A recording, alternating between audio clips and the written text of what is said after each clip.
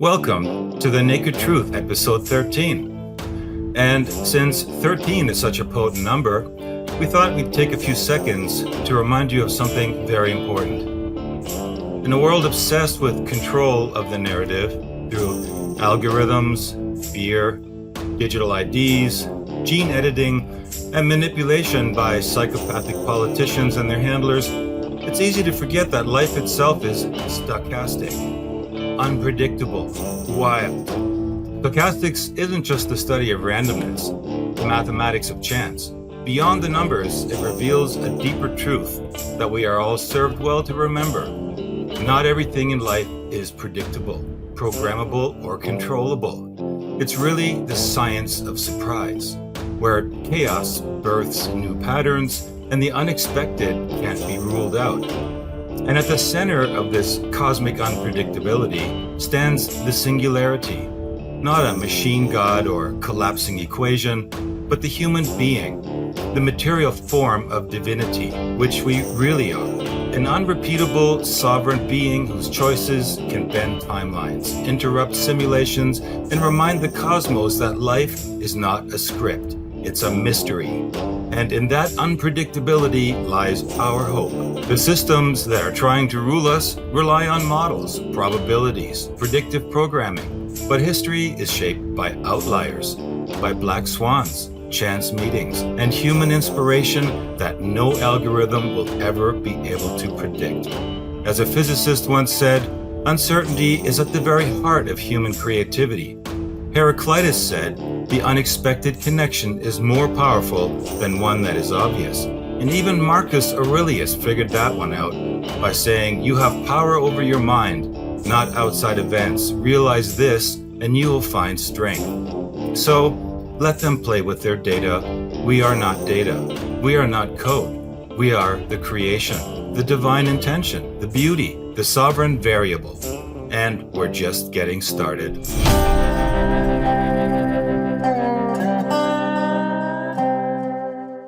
Hey, Inspired Tribe, my fellow freedom lovers. John Nolan here, and of course, Frank Jacob, my co-host for The Naked Truth.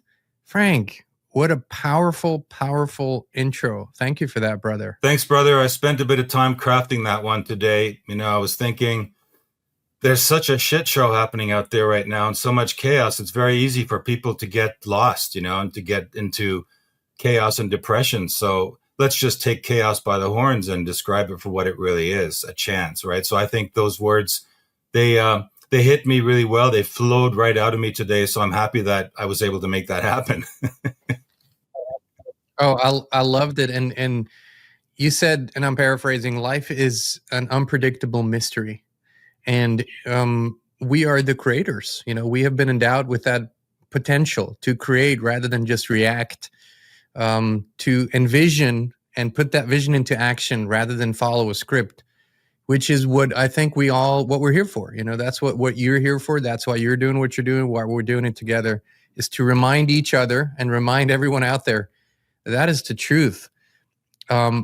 When has that hit you in your life? I'm just curious because, this is the big perspective. This is the big enchilada. When did that hit you that this is how it works? I guess one of the big realizations I had at one point in my life was that I was in a situation where I was with some spiritual people, some metaphysical people, and we ran into some strangers in a bookstore. And I had this, and the person, one of the people in the bookstore asked me a specific question, and it was a stranger to me, and I was in a strange city, so nobody in the bookstore knew me, and it just suddenly dawned on me that I had an opportunity at that very moment to kind of respond the way I always do with everyone who knows me, with everyone I'm in a habit of speaking with, or it just dawned on me that I could actually react and speak in a totally different way, like in a different narrative, still true to, integrity and everything, but I could play a role here. I just realized it's a narrative. I'm setting the narrative here. I could decide where the direction of the conversation is going to go.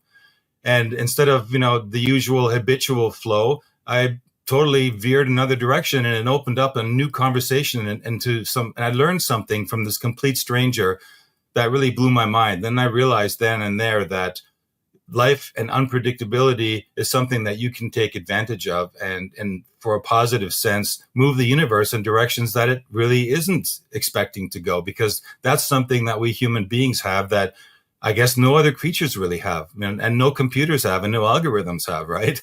Well, we have the programs that we all run, and the unconscious ones and the conscious ones, some of them serve us, right? They make life easier. So if you drive a stick shift, which most folks in Europe do, you don't think about the shifting part. You just drive and you talk to someone and you can do these things.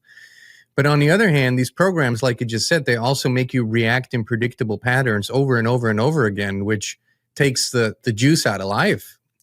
And I had a few similar experiences. And what I think is what happens is the spirit takes over when that happens. Like that bigger part of you, that more connected part of you overrides the human mind program and says, no, I'm steering this conversation. This is going to be without limits. And that, it doesn't always happen. Even, in our work, we all fall prey to the patterns, the reactiveness, and look at the world. You and I have been observing it a lot lately, of course, and it would be easy to make this show all about the shit that's been going on. But what's the other side of it? Like, what is becoming clearer to us? Like, what's becoming clearer in your life with every day that this is unfolding?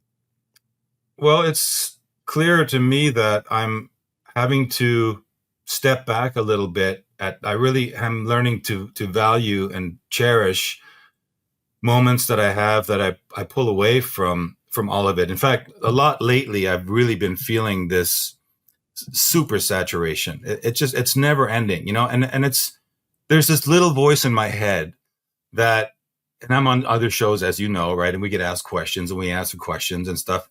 And some of it has to do with predicting things. Some of it has to do with reacting to things. And the more I look at the situation, this inner voice in me says, nobody's going to be able to predict it, and putting it down in words is almost going to be kind of like pointless, right? Because everyone's going to have their own filter on what's going on, their own preferences that they're going to throw into the mix, their own little idea of what their level of awakening is to try and, warp and bend and shape reality into a way that they think is the most beneficial. But of course, it's always only going to be from their perspective. And so I'm a little bit, feeling like it's sometimes I don't know what to say anymore. I don't know what to do anymore. All I know is I'm really glad that I've given myself an assignment. In this case, that it's the webinar that's going to be coming out. And I told you before we went live today that I was in Spain. It was like one of the last little plugins that I needed to give me really to empower me. And now I'm going to get down to the final stretch. Now it's all going to be happening. And I'm very pleased about that. So it's a way for me to kind of block out really the insanity out there, because I am pulled in to the mix and I've chosen, I'm not a victim. This is something I chose to do. I love our shows. I love the other shows that I'm on as well. But I'm also really happy for the spaces to be able to put something into, an artistic form, to leave something behind, I guess, in a way. That's another thing you and I just briefly touched on. Like, it's not about so much what you achieve right now. It's about what you leave behind you as a legacy, because, when your body leaves this version of reality that you're in, what is left, and if you don't have children, such as the case in my situation, what are you leaving behind? So for me, my children are my films, my artwork, and the more I put into those, which is probably why I'm so obsessed with putting so much into them, the more you leave something of value behind, right? And I think that that's something that should hold up. It should hold up, and it should give something of value to the next generation, so that they don't start from ground zero every single time, right? That's kind of the nutshell of it, I would say. Well, that's, to me, that's been what I've been thinking about a lot lately, because in your research, in my research, and the research of many others, we have found that there's a probability, maybe even a high probability, that within our lifetime, within this generation, we as a collective might face a very, very big event, something geophysical, the pole shift. I mean, there's multiple versions of, but either way, we're already witnessing a lot of these events, very impactful. But and then the question is, if something big were to happen, and like it has happened in past civilizations, what comes after? And I know that, those who are seeking to control this time that we're in now are paying even more attention to how they can control the after and how they can set the program for it. And to me, it's okay, what does that actually mean? We're creators. And if we don't live up to that, we have no chance of informing the future of a true potential, right? If we're only in reactive mode and we're being invited, not just you and I, but everyone, to react every single day, we have to look at the bigger picture. A lot of things are happening in the secret, so we don't hear about them. But why are other things being played out so publicly? Why is there so much attention on those things? It's to invite reaction and energy in. And we have to be very careful on how we invest in that. Observing it, analyzing it is one thing. Getting addicted to being emotionally involved is a completely different story. What is your process? Because you're a creator, you're a songwriter, you're an artist, you're a filmmaker. How do you really spiritually, physically, emotionally step out of that and go into creator mode like you are with your webinar now? How do you do that?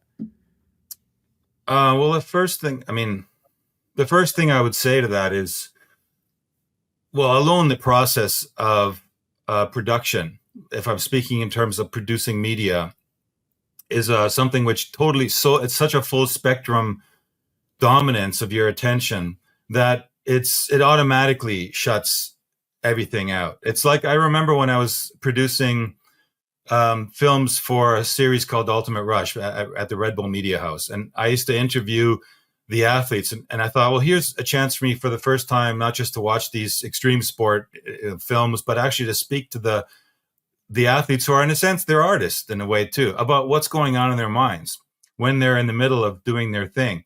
And guess what? You come to the same answer: nothing. Because they're in the zone. This is what it's all about. It's about getting into the zone, and they do the most, of course, daring physical feats you can imagine, hanging off, climbing off of, on like one film that we did. One of the athletes was climbing an icicle, a 220-meter tall icicle, but he had no security whatsoever on him. Imagine doing that, right? And it seems like total insanity, right? But when you're on the actual ice and you're moving step at a time, it's a totally different reality. And that's the chance for him in this particular case, to get into the zone. And so I guess that would be the first thing that I think is mandatory. And I think it's a universal concept. No matter what you do, if you're somebody who's studying metaphysics or spirituality or consciousness or archaeology or whatever it is, right? You're going to have to find a focal point. You need to ask a question. It's like you need to solve a crime. and when you're solving a crime, the world around you changes completely. Like, say, you step outside in a crime scene, and there's like a can of beer on the ground. And if it wasn't a crime scene, you would just think nothing of it, right? But now, because you're analyzing and trying to solve a crime, that can of beer is a certain piece of evidence. It points towards something. And so you begin to kind of look at reality around you. If you look at it that way, if you are trying to achieve a goal, and the goal, not, in the sense of it being the end and all be all of everything, but just little minor goals along the way of your life, you have these little crime scenes and you have little pieces of evidence around you that are going to substantiate, or they're either going to help your hypothesis, because eventually you're going to form a hypothesis.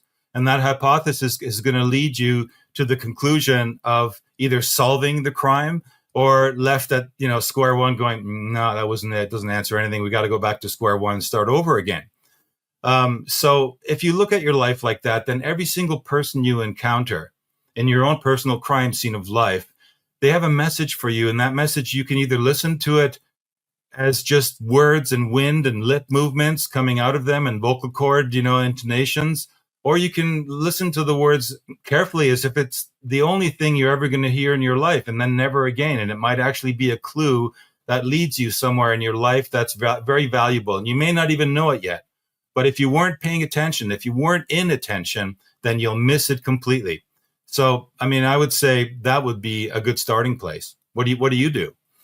Well, the first thing for me is, like you say, I have a process that pulls me out of external reality. Like we all have to live it.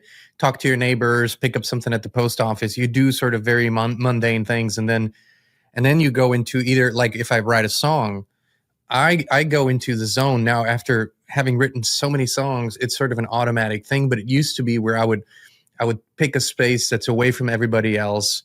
I would turn off all the devices and just go into breath and go into my body and anchor myself so I'm fully present. This happens more automatically now. The more you do it, the easier it gets. But all of the overarching message is, to me, and has been, and this has been what we've been discussing for years now, is we're being actually invited to do one of two things. One is to step into full responsibility for every moment of our lives and cherish this human divinity that we have and are, right? And focus on that and expand that, which is creativity, which is joy, which is telepathy, all the things that we're actually capable of. And the other invitation that we have is to give that up and buy the Kool-Aid and get all the technology that we can and replace our faculties. And the only way that I have found is to pick path one, is to live it every day. So I have to really step into my most creative abilities and practice them and train that muscle over and over again so it doesn't get lost, because technology is so much around us, even the invisible stuff.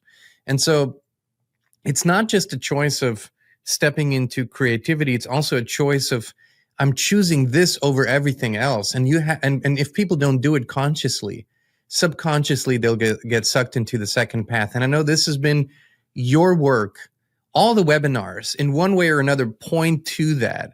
Like this one that you're working on, you told me it's the most important one that you've done, which is like the last song that you wrote is always hopefully the best one. But what can we look forward to? Because I have been looking forward to. You said it's most likely coming out in July. What is happening in that? It's coming out in the summer. Yeah. Okay. Good. We're still in. Well, we just crossed over, so I still have some time. Yeah. I mean, I'm gonna say that. Tease it a little bit, Frank. Tease it for us. Come on. Well, I guess part of it is kind of what I was thinking about, like for today's show, right? There's something, we have all this chaos going around us, and there's look at the density of events that took place in just the last 3 weeks, right? We had that whole Elon Musk Trump spat in the public, which was phony as can be, obviously. Because anyone that knows, kind of in those scenes of billionaires, you don't hang your laundry out for the public, especially the lower public to see, right? So, and then the kiss and the makeup afterward. I mean, it was just all the first indication for me that, we've been talking about how the scale of things is changing, like that it's going to get really a lot crazier, right? And then the whole thing with, I guess, culminating now with the bombing in Iran and the World War III fear mongering. And so this whole thing about the fear mongering plays into kind of where I think it's been a script that's been set up for us to buy into. And when I first reached out to you a couple of weeks ago, I was talking about that Albert Pike fake, right? That letter that was actually compiled out of a book that was published in 1871 out of some phony thing that was later confessed to be not true, and then picked up again later by William Carr. And, in this century, right, last century in the 50s, and then put out again because they didn't do their due diligence. And, when you look at when you drill down into what the lead up was to that information, you realize that there were people that were confused 100 years ago, just like now, about they had just gone through the Bolshevik Revolution, the whole setup of the Second World War. And then, everyone's thinking, what is causing this? What is this all about? And it has to do with the fact that there's like this script that's been kind of pushed out there, almost like this predictive programming. And it doesn't even almost matter what the script is, but that is definitely one of the biggest topics, because it ties right into the Armageddon lobby, which we discussed, right? Where the idea of that Armageddon is coming. It's inevitable, right? Or the test realists, it's inevitable that humans are going to become machines. It's inevitable that World War III is going to happen. And so what does that do to the human psyche, right? It changes our outlook on life. You know, there are people that hold back on doing things in their life because they heard on television that Trump had and Elon had a spat. What does that mean now? Isn't Elon cleaning up the government and the country? And maybe I should stop and maybe not invest in that business idea I had now, because who knows where this is going now? And then the war comes along and the bombing, and oh my God, like Zelensky bombed Putin, and Putin says there's going to be retribution. And so, and you keep thinking, if you're caught into the narrative, that you're actually making decisions because you're caught up in the emotion of being driven around, and you're losing touch with your own power to do something. It doesn't matter what's going on in the world. And it's become so clear to me now, because there's been like 3 of these events that have happened so close together, where everyone pointed at this is going to happen, and what? It didn't happen. It didn't happen, and it probably won't happen. In fact, I don't know why there has to be a 3rd World War, honestly. I think that narrative is absolute bullshit. So I don't address it. I don't spend any time thinking about if it could happen.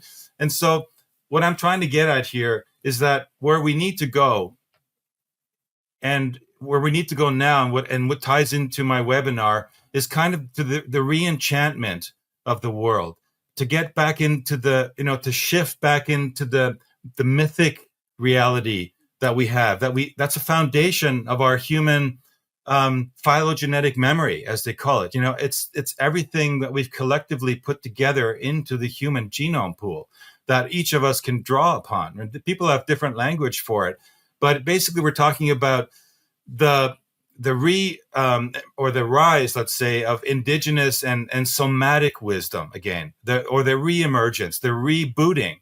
Somatic being like body wisdom, right? So you have the extreme. On the one end, you have the pharmaceuticals pushing people to take drugs and vaxes, etc. And on the other, you have alternatives that are rising again, that are getting a lot of strength again. People are stepping back and going, wait a minute, no, we don't need to do that, and that's what I mean by basically getting back in touch with your own body wisdom.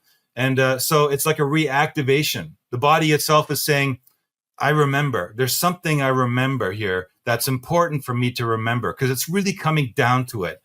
And so the webinar, in a long way around of telling that story, is to recapture these ancient mysteries. That's why I call it the ancient X-Files and the plasma matrix, because the ancient X-Files make us aware of this history that we have that is deeply connected to our human purpose. And at the same time, this stuff like plasma is the future, or let's just say, the reemergence of the consciousness that our ancient ancestors, the seers of old, the Telestai, or the shamans, the intellectual shamans that lived thousands of years ago, that began putting this stuff down, which is only now beginning to be understood by science. And that is the science that says the universe is a conscious living organism, and the earth is a conscious living organism, and all of it plays together. And therefore, the things that are taking place around us, like we hear about solar flares,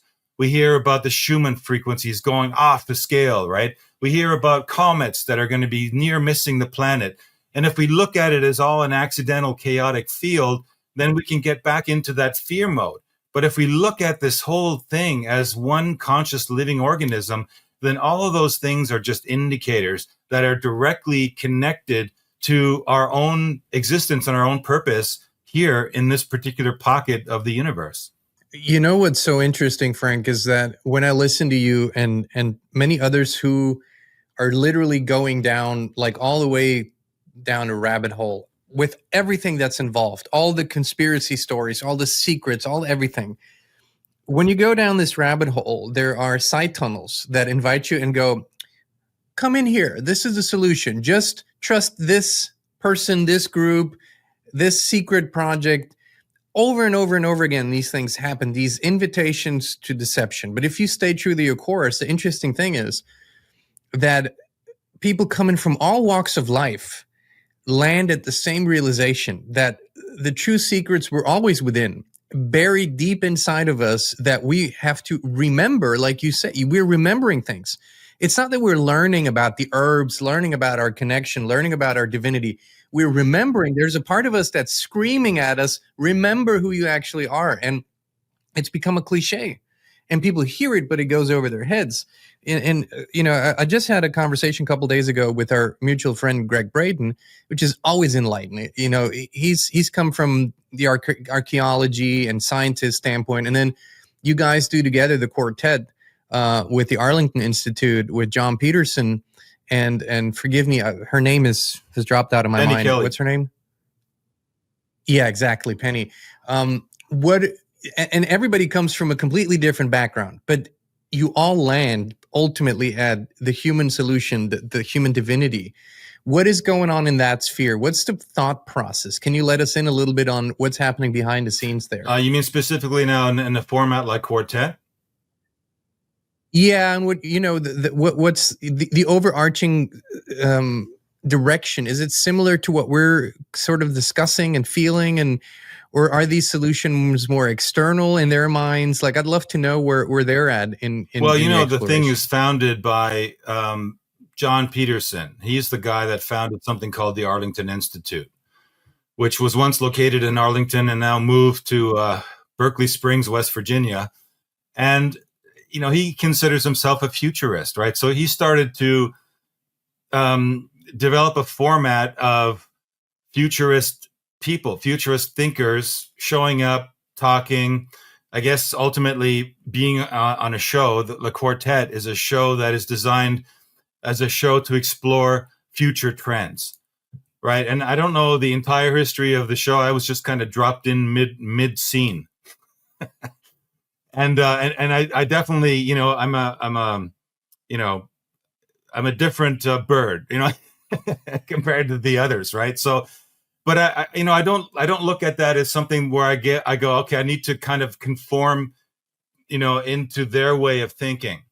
So I still stay true to Frank Jacob as much as I wish to, and that is, you know, to be authentic. But at the same time, the way John Peterson formats that shows, he sets up a question and he asks us the question, and we have to go into these questions, and we each have like it's a stopwatch, like chick, you know, you got like, I don't know, 5 minutes or 8 minutes, or sometimes I'm kind of, you know, jealous that, you know, one of the others gets 11 minutes and I only had 8. No, I'm not. I'm just kidding. I'm not jealous, but you know, it is like that. It really, the stopwatch is going and you've got time to get your ideas out. Come on, Frank, rush. You're I'm on the clock here. How much time do I got? Okay. But yeah, I'm actually do sometimes run the clock, which is hilarious because I want to keep, but I think that's interesting because it's like, it's another concept to say, I've got this much time to get this much information across. And so I actually spend time scripting and, you know, ideas, and I write a bunch of stuff out and I have it there as a reference. So I actually, it's like, you know, I'm there and I reference something so I don't veer off course because I want to stay. So that this is and they approach the ideas about what's going to happen in the future, where we are more like anywhere, everywhere, everything that's cool, every direction that we want to explore, we go there without any kind of like, we're not just about the future. We talk about the past, the future, the side ventures, everything. So, and we don't have that format. So I think, you know, hopefully and thankfully, actually, it is something which I don't see that much of out there, which I really enjoy our show for that reason, that I don't find a lot of other comparative shows out there where there's a couple of dudes. And by the way, we should pull Greg into a 3-way sometime. I think that would be a great conversation. That's Greg has suggested this a number of times. It's just, you're busy, he's busy. We're trying to get it on the schedule, but we will, because I think it's a beautiful, just like from an energetic standpoint, it would be a beautiful conversation. Right. So, I mean, the thing is, and I can hear, you know, in our conversations, I can steer us, you know, in the directions that are really pertinent to what's going on in my brain right now, in my mind, or in my surroundings. And I think that's really special, right? So, and in the sense that maybe what I'm going through is what a lot of people are going through, right? So it's a kind of a test of that. Like how dialed in am I to the pulse of consciousness out there? And I guess that will be seen in the comments below this video. But Oh yeah, but there's a thing that I'm noticing, and it is actually a very timely observation for me. So this is like it's unfolding as we speak about it. So over the last years, and especially since 2020, there was an explosion of groups and projects and initiatives of people either working behind the scenes to make something happen or working in front of the scenes, like informing people. It's just so many people received the call and answered it and went out and said, oh, this is what matters most. And then the other person says, no, this is what matters most. And now 5 years into this period, I feel like everybody's a little more willing to let those walls down and boundaries down and realize we're all looking for the same general future. Like there's a vision of a future that is without the constraints, without the bullshit that we've been exposed to. And there's more interaction, more willingness. And I think this is beautiful. It's like people are coming together and saying, hey, we want a free future, like free for our spirit, free for our minds, free to us to express ourselves and be who we are. Are you noticing more of that too? Like when you travel, when you're at events, that the mind is beginning to open more and more? well, yeah, I believe that there has been a noticeable shift in the language of people out there in the last couple of years, in the last 2 or 3 or 4 years. So I still don't think, I mean, it's clear to me that it's not the majority of people out there, but it's like the intensity of those few people who are sticking to it is gaining in quality, and it's gaining in discernment. And you're noticing now that a lot of there's a lot of stuff out there that's very doom and gloom, right? But what I'm noticing now is there's something which I'm calling diagnosis without doom, right? It's the idea of exposing the system calmly and in a very methodical way. It's just there. This is a new quality, whereas before there was a couple of authors, everyone read them, that was into it, and then everyone speculated. And now what's happening is everyone's kind of has become imbued with this sort of power, a new power of consciousness that allows them to discern what's going on in a more hands-on way than ever before. So so it's like, yeah, Palantir's still out there. In fact, Palantir was behind the whole Iran thing, as we're finding out. But no one ever talked about Palantir before. Now we're talking about Palantir, right? Bill Gates, bought up all this land, and there's information out there where people are saying, wait a minute, he didn't buy land. He actually wants to sit. This land happens to be sitting in a very strategic location that has to do with aquifers of water. Does he have something in mind with water? Right. And they're talking about they're spoiling. Do you remember in the very, very beginning that the whole reason we came together had to do with this funky video series called The Guardians of the Looking Glass? And these messages they were bringing out, which were talking about if we stop this event, then it'll stop this other cascading event of chaos. And the way we stopped it, or at least, we let ourselves in on it, is to discuss it. And to discuss it with a lot of people. And we got we counted probably millions of people that followed us in the journey that we went on in the very, very beginning as we got to know each other. Because we were going at it sincerely. We were reading the videos. We were comparing them to information that each of us had, which would substantiate or contradict it. And we were getting to common ground. And a lot of us were talking about something which, if it was real, would be foiled, because who's going to then pull that one off? Because there's millions of people talking about exactly what they have planned. And so I've noticed what's happening now is that in the world, people are discussing, first they were all RFK Jr. fans, but now they're realizing, oh, wait a minute, RFK Jr. wants every single American to be wearing wearables in the next 4 years? What's that all about, right? maybe he's not the hero we thought he was after all. So we're starting to get away from the idea that there are these saints and, white hats out there, and we're breaking it down to this is reality. Some people have good ideas mixed with a lot of crappy ideas. And what makes us amazing as humans is our working together, right? You don't need a lot of people, but if you get a bunch of people, a dozen people, let's say, together, and you go at a problem together from different perspectives, you're going to come up with answers that you never would expect. And it's not going to be a lot of people that are going to come up with the answers. It's going to be always a few people that are going to come up with concentrated answers. And I think this is what's happening. That's what gives me hopium. You want to put it that way, right? What do you think? Well, no, I don't think that's hopium. To me, that's the opposite of hopium, because this is positive action-oriented information exchange. And one of the things that's happening as we are recording this, Frank, is the social media sphere is blowing up with rumors and strange people pointing to a potential attack on American soil or in other, maybe Europe, in retaliation or reaction to the Iran bombings. And while you and I have discussed this clearly, in the Western world, there are sleeper cells. The way that Europe has been overrun in uncontrolled ways, and the way that America has been overrun with people, clearly, nations take advantage of this. They put sleeper cells there, people that could do something when they are activated. But here's the interesting thing, that and the flip side of this could be a false flag event, for example, right? Where a nation might attack itself in the disguise of a terrorist to justify further actions. But the beauty of this time and age is that this comes out and is being discussed and shared by millions of people. So now you have all this awareness about a potential event, and if I'm trying to pull off something that's a false flag, and millions of people are talking about it, it doesn't go over well. It won't go over well ever again, John. Ever again.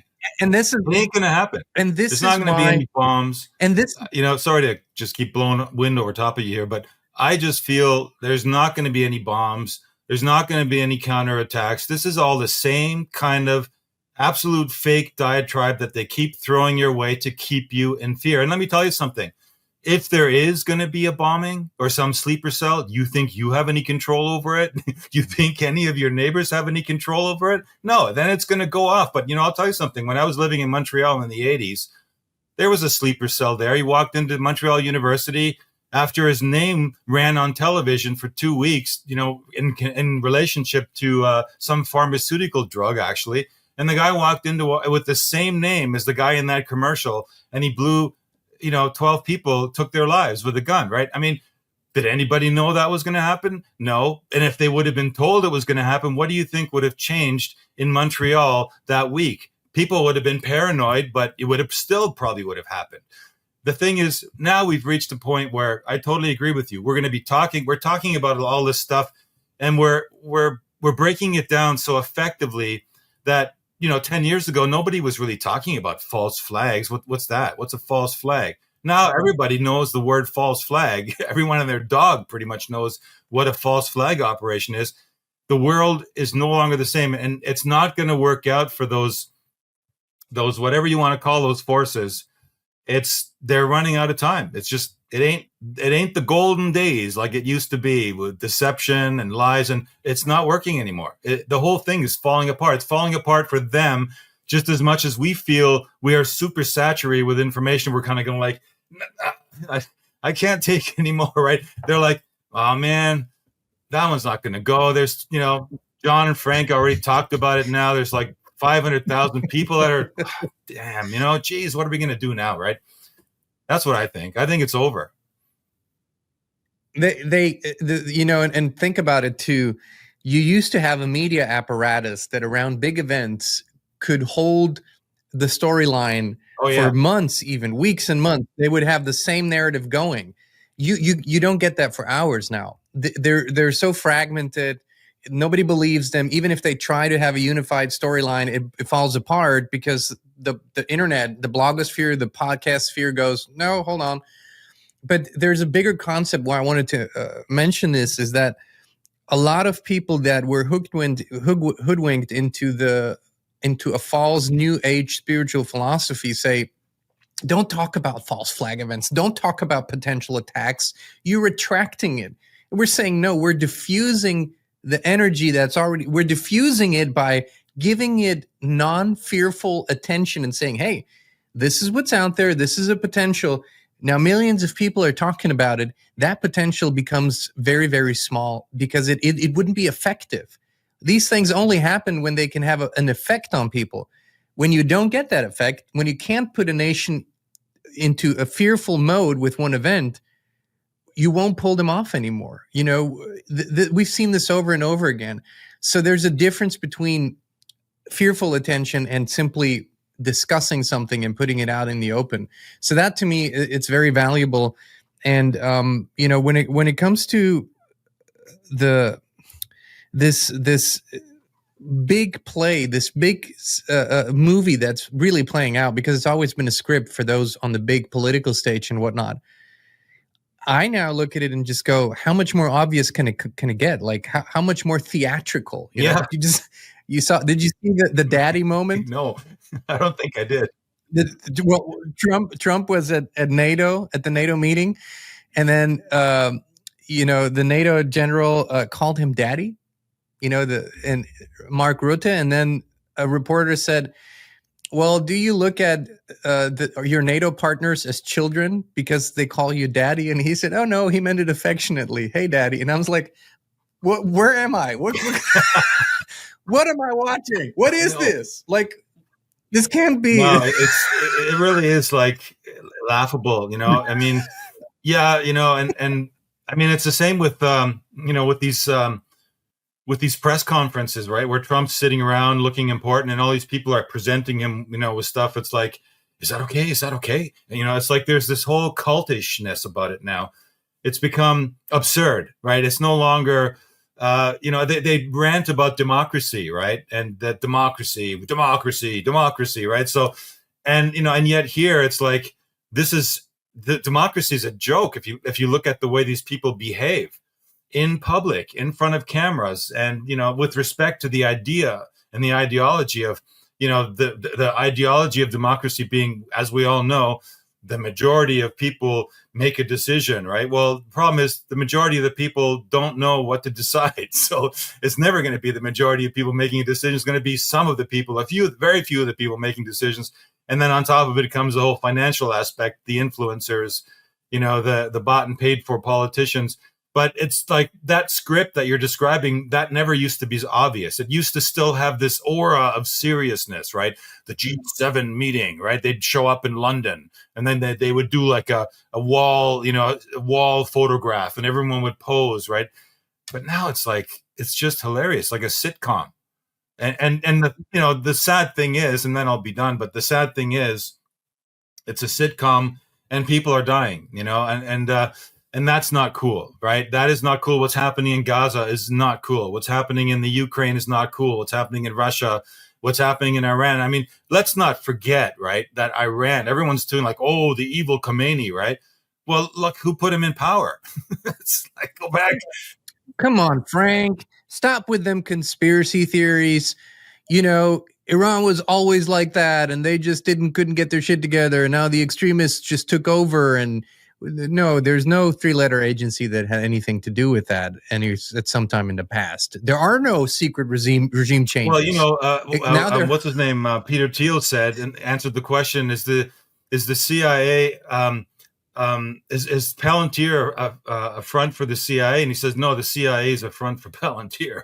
And we also know that the CIA and the Mossad are basically one and the same organization, right? So it's all in the family, right? And everyone's catching on to it. And I guess that's the thing, that the ultimate, what we started this whole thing with, right? People are realizing that it's just this game. And the sooner people realize that, that it is a game, and that we have the control over the situation, that we can say no to it, that we can stop going along with the charade and stop being led along and, by fear, then it's over. And I think they know that. And that's why they know that the time is kind of coming, the time is just about up. And then we get back to where it all started that brought us together to the Looking Glass story, which people are constantly saying it was all fake. It was all, the guy was fake and that was not his real name, I remember, and he was a convicted sex offender. And all that aside, it's still freaking playing out where you go, no matter what they try, at the end of the day, people, they go through a little bit of fear, a little bit of confusion, and they go, oh, here's what's really happening here. I'm not believing it any longer, which is the entire point. For the Looking Glass story to play out where this awakening can't be stopped, it's just for people to keep going. Don't stand still. Don't think, oh, I figured it all out. We haven't. We're still going. But the point where you don't take it all so serious anymore, and you go, it's actually not real. We see this also in the news cycles, right? I mean, there's this big story and it gets all this attention, but 12 hours later it dies down and another big story comes in and we forgot all about the other big story. Where did that go? What happened? It's like an act after an act after an act. And the underlying message is, to me, focus on your life, become the best possible version of you, do what you can with what you have where you are, infuse the people around you with some joy and love, like sprinkle that stuff around and speak the truth. When you speak the truth or don't speak. It would be that simple, wouldn't it? And more people, I think, are starting to do it. I might just have an optimistic day, but I see more upswing in the positive direction than I have seen in a long time. And it gives me not just hope, but sort of, it also gives me energy to keep going, to keep doing this. We show up every day, we talk about this. We do. This is just, it keeps going. And I want to move back to the webinar just for a little moment here. This is already available for people in the pre-order, which I think helps you also, because when people actually already pre-order the webinar, you can focus on that work and not go out and do just pay for hire jobs. Exactly. Right? I mean, that's the thing. It's a quid pro quo in a way. It's an investment to support me getting it out there and really drilling down and getting to the bottom of all the material and putting the best possible presentation together. And at the same time, you're putting your energy stamp on it. So you're actually part of the whole thing. It's like it's a unified field that we're building. Once it's released, it'll be out there and others will find it. But it's us that pre-ordered it, that you guys that pre-ordered it together, all of us kind of made this ball of wisdom, knowledge, and energy available for the world. So that's the way I look at the pre-order aspect, and it's been really helpful. Absolutely. And I think what's important is what you just said. We need to also remind people that, and you basically suggested this, that it's about not holding back. And I don't want to hold back when I put out the information on the webinar. I don't want to censor myself with anything that's valuable. And just like I think that people that are working in their own lives on other projects in their own little world, they should also not hold back what they're doing. And there's the currency of information is a valid currency as well, where people are taking information in and deciding what to do with their lives. So my message to people all the time is, don't wait for the optimal situation for Trump to have a peace deal with Netanyahu, or, they finally, ended the war in the Ukraine and now you can blah, blah, blah, fill in the blank. No, don't wait, just do. And that's what I'm trying to do with the webinar. That's why I offered a pre-order, because I just want to get started and I want to get it out there, and I don't want to stop because of what's going on in the world. And I also want to make it, I guess, as cool as possible. It always is, and this is, people are loving the experience. It's like, it is hardcore information, really well sourced. That is, but it's also, you're a filmmaker. So if it isn't enjoyable, you don't want to watch it. You want to, it needs to pull, it's a full spectrum experience, every webinar that you made. And so I really look forward to this one. And there's something, Frank, that people think, oh, it's so easy for you, Frank. You got all these resources and you have all this and the contacts and whatever. But the truth is, we have found a formula, a lot of us actually, that works. And the formula is, do what you can with what you have where you are. it's the excuse killer. It means you don't wait for more money to come in. You don't wait for, like Frank says, the quantum financial system to be announced or any other crap. You start now, whether that's for your own life or for something you always wanted to do, and you just do what you can with what you have where you are. Nothing more. Nobody's asking more. And that puts your focus on the things that you actually can do. And here's the thing. If you do one step every day, can be a baby step, a bigger step, the journey of 1,000 miles is one step after the other. And whatever you see of Frank today, it started a long time ago. It was years and decades ago of research, of interest, of just keep following that bliss and that call. And we're not here, and I know I can speak for Frank on this one, we're not here to just give you an hour of entertainment and information. Our sincere intention is that people activate themselves and go, I too will live up to my potential. Like I want to live a full life. I want to express myself. I want to be truthful. I want to contribute to this great awakening, this overused phrase, this cliche now, but I want to be a part of this in my own right. And that's been our goal. So I think Frank and I, maybe in a few years' time, we'll do the last show. We'll log off and say, mission accomplished. We got this. Let's meet around the bonfire and just enjoy a few good songs. What says you, sir? Yeah, the campfire songs and the drums and the guitars. Yeah, I look forward to that. I've been I kind of woke up very early in my life, and for whatever, due to circumstances, everyone's different. It doesn't mean it's better than anyone else. His experiences, but it led me very quickly to kind of wake up to certain things.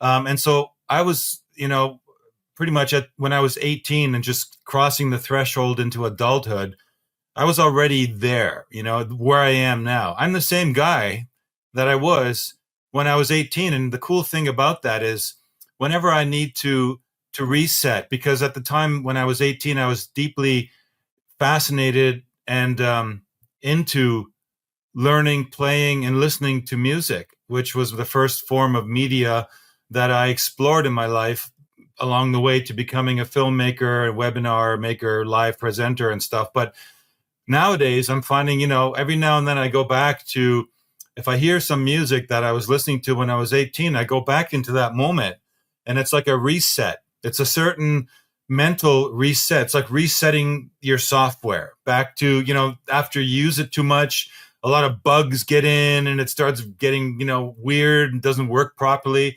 So you reset the software. So that's my way of resetting. And I can only encourage others. I don't know how you will do it. Maybe it'll be something similar. Maybe it's through music. Maybe it's a certain book. Maybe it's a conversation you had or an experience in your life. But try to go back and find those moments to reset yourself in this craziness out there, because it'll give you back your grounding. It's not escapism. It's not like, living in nostalgia. It really is the idea of recapturing that innocent energy you had when you started on this journey. And never forget, you're still that innocent person you were back then, the one without all the life experience, but at the same time, you had the same heart, you had the same intent, you had the same soul, you had a certain mission in life, and the experiences you've had since have just filled in more confirmation about where you were heading. But never forget where you came from. Never forget who you are and what you are, and it'll help you to kind of block out. It's like your own little force field around the chaos in the world, right? And that applies, I'm convinced too, as well, to the electromagnetic stuff that's happening out there. Because, you throw a force field up to 4 meters around your body. It's the largest, most powerful magnetic field in your vicinity. You generate that. So remember that, and it's like these energies coming in, they're not any more powerful than your heart magnetosphere is. So center yourself and realize that you're putting that field out there all the time. And that field, visualize that field just, like on Star Trek, where the stuff beams off the shield, right? So you have your shield, that stuff will beam off, and focus and remember what you're here for and do something. And like John said, even if it's one step, I have my days where I'm just scratching my head going like, wow, I didn't get anything done today, but I got something done, a little thing, even a little thing. Maybe I, did a bank wire or something. I don't know, paid some bill, whatever. I went shopping, but it was something, it got you further, and you'll have good days and you'll have bad days.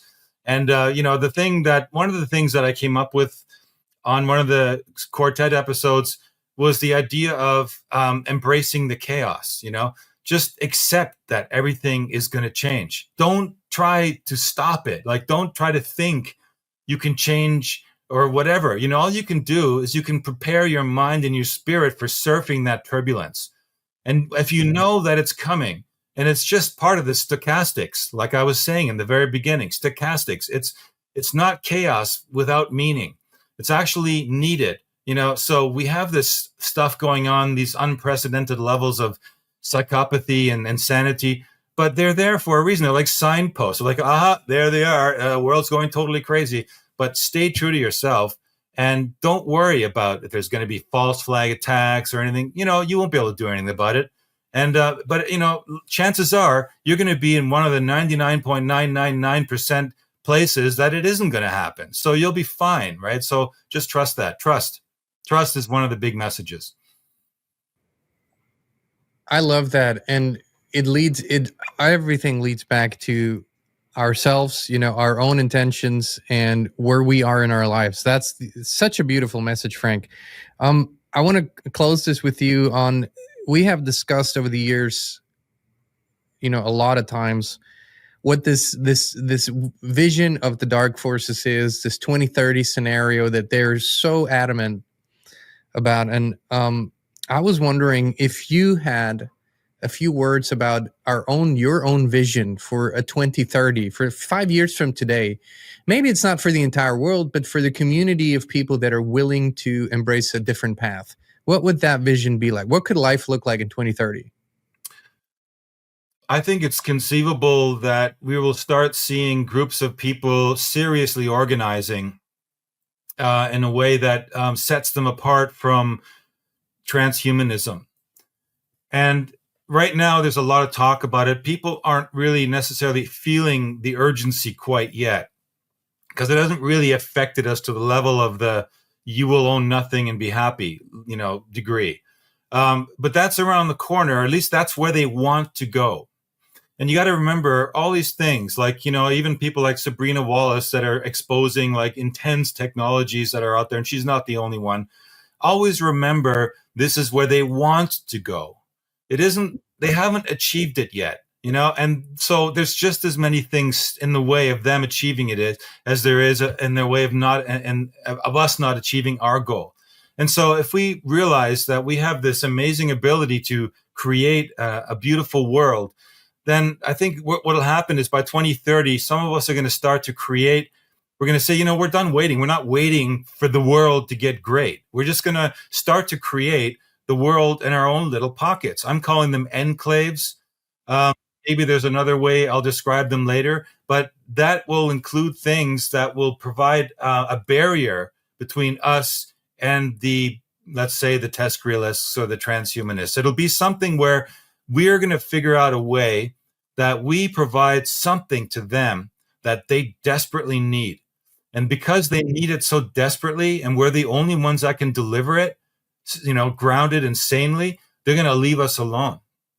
And so we're going to start to build and grow outside of that system. And I think the natural transition is not head-to-head war, full on, against the other, two polarities fighting it out. I think what's going to happen is it's going to be a soft move into the utopian world that we want to have. The Gnostics call it A11, right? Because we're A10. So it's like the new human, the new version of humanity is going to begin to sprout and blossom. It's going to actually start to manifest physically, and it won't be with a fight. It'll be along those lines. So I think 2030, we're going to see that. Frank, you just went a step up from where my vision always was by saying it the way that you said it, that they're going to need something that we have and they don't have anymore, which that kind of blew my mind, because what I always said is to people, if they want to create something, don't fall for this trap to go fully into the AI world, because what is going to be wanted by others soon, when they get so oversaturated by everything AI, they're going to look for the real human creation, whatever in craft, in music, and arts. They're going to look for that humanness, that pureness. And very few people in mainstream are going to have it because they're so invested in the technologies. So you just upgraded this to a whole new step for me. So thank you for that. In terms of, they're going to virtually and really need something that we then have. It's beautiful. I love it. And you just solved the puzzle of how can this coexist. Thank you. I mean, you left the very best for the very end, brother. Thank you. Happy to do so, brother. Sometimes I have my moments, That's a brilliant light bulb moment. Love it. Tell us, Frank, where can people keep up with you when you're not on the quartet or not here with us? Where can they follow you and also see the webinars? Well, the best place, of course, is if you can't remember my webinar masterclass site, cyberhive.tv, you just go to my name, frankjacob.com, and you can use that as a springboard to all those places. Plus, there's, I'm on, I'm not on a lot of social media. I mean, I'm on Facebook because probably the most people know me on Facebook. So I'm still there, but, I know the rules, and I'm on YouTube, and I occasionally put out videos, and there'll be more coming. That's going to be another shift that's actually in the works right now. And, that's the best place, I guess. And I guess I'm on X or whatever, but you can also, like probably below, John will have some links, especially to the new pre-order. If you want to get in on that, I'm going to release it soon. Like I said in the beginning, I had my last deep input in Spain, mind blowing. It was the last piece of the puzzle that I needed to have to make sure that what I'm putting out is what I wanted to put, is worthy, is legit, and is something that everyone can really like. It will really rock your world. It rocked mine for sure. So what's the name of the webinar that's coming out Ancient soon? X-Files in the Plasma Matrix. Ancient X-Files and the Plasma Matrix. Well, Frank is one for great titles. Love that one. So it's going to be all in the video description. Check it out. Follow Frank. Tag along for the journey. And if you feel so inclined, please support his work, even ahead of time. It allows for things to go smoother and for Frank to focus in and zero in for the final stretch. My brother, Frank Jacob, thank you so much. It's always an honor and a pleasure. The honor's all mine, John. Looking forward to, we did 13, right? We made it to 13, lucky 13. We can pat ourselves on the back. There you go. Pat you on the back, Nice one. I love our show and looking forward to number 14. Same here, brother. Thank you. And Inspired Tribe, we love you. We appreciate you. And we will be back with you again very, very soon.